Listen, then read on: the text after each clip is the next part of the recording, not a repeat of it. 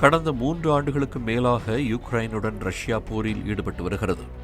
நாட்டு மக்கள் பலரும் இராணுவ பணிகளுக்கு அனுப்பப்பட்டு வருவதால் அந்நாட்டின் பிற துறைகளில் தொடர்ச்சியாக ஆள் பற்றாக்குறை நிலவி வருகிறது. மேலும் முதியவர்களின் எண்ணிக்கை உயர்வு, குழந்தைகளின் பிறப்பு விகிதம் சரிவு உள்ளிட்டவையும் இந்த ஆள் பற்றாக்குறைக்கு காரணங்களாக உள்ளன. இந்த பிரச்சனையை சரிசெய்ய மற்ற நாட்டு பணியாளர்களை ரஷ்ய அரசு அதிக அளவில் வேலைக்கு எடுக்கும் முயற்சியில் ஈடுபட்டு வருகிறது. அண்மையில் இந்தியாவுக்கு வருகை தந்த ரஷ்ய அதிபர் புதின் 16 முக்கிய ஒப்பந்தங்களில் கையெழுத்திட்டார். அதில் தொழிலாளர் இயக்க ஒப்பந்தமும் ஒன்று. இந்த ஒப்பந்தம் ரஷ்யாவில் நிலவும் ஆள் பற்றாக்குறையை போக்கும் வகையில் அந்நாட்டின் ஐடி, கட்டுமானம், சுகாதாரம் போன்ற துறைகளில் இந்திய பணியாளர்களை ஈடுபடுத்த வழிவகை செய்கிறது. 2023ஆம் ஆண்டு முதலே ரஷ்யாவிற்கு வேலைக்காக செல்லும் இந்திய தொழிலாளர்களின் எண்ணிக்கை அதிகரித்து வருகிறது. அந்த ஆண்டு சுமார் 10,000 இந்தியர்கள் வேலைவாய்ப்பு தேடி ரஷ்யாவுக்கு சென்றனர். இந்த எண்ணிக்கை அதன் முந்தைய ஆண்டை விட 4 மடங்கு அதிகம். 2024ஆம் ஆண்டில் ரஷ்யா சென்ற இந்திய பணியாளர்களின் எண்ணிக்கை 26,000ஆக உயர்ந்தது.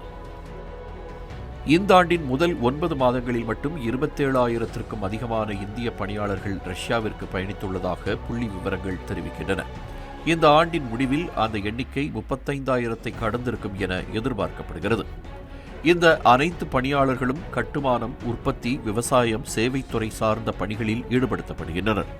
பெரும்பாலும் உடல் உழைப்பு தேவைப்படும் பணிகளும் குறைந்த திறன் தேவைப்படும் வேலைகளும் தான் இந்திய பணியாளர்களுக்கு அதிகம் வழங்கப்பட்டு வருவதாக கூறப்படுகிறது. ஆனால் தற்போது ஐடி போன்ற முக்கிய துறைகளிலும் இந்திய பணியாளர்களை ஈடுபடுத்த அந்நாட்டின் தொழில் நிறுவனங்கள் ஆர்வம் காட்டி வருகின்றன. இந்த பணியாளர்களுக்கு இந்தியாவில் வழங்கப்படும் ஊதியத்தை காட்டிலும் அதிகமான ஊதியம் வழங்கப்படுகிறது. அத்துடன் இந்திய தொழிலாளர்கள் அதிக அளவில் பணிக்காக செல்லும் சில நாடுகளுடன் ஒப்பிடுகையில் ரஷ்யாவில் ஆட்சேர்ப்பு நடைமுறைகள் எளிமையாக உள்ளதாக கூறப்படுகிறது. இந்தியாவுடனான வர்த்தகம் 2030ஆம் ஆண்டுக்குள் $100 பில்லியன் எட்ட வேண்டும் என இலக்கை ரஷ்யா கொண்டிருக்கிறது. இந்த இலக்கை எட்ட இந்திய பணியாளர்களின் இந்த பணியமர்த்தல் முக்கிய பங்கு வகிக்கும் என அதிகாரிகள் நம்பிக்கை தெரிவிக்கின்றனர். அதே சமயம் ரஷ்யா நடத்தி வரும் போரில் இந்தியர்கள் ஈடுபடுத்தப்படுவார்களா என்ற கேள்வியும் இந்த இடத்தில் எழலாம். ரஷ்ய படைகளில் இதுவரை 202 இந்தியர்கள் சேர்க்கப்பட்டதாகவும் அவர்களில் 119 பேர் விடுவிக்கப்பட்டு நாடு திரும்பியதாகவும் வெளியுறவுத்துறை இணையமைச்சர் கீர்த்தி வர்தன் சிங் அண்மையில் மாநிலங்களவையில் தெரிவித்தார்.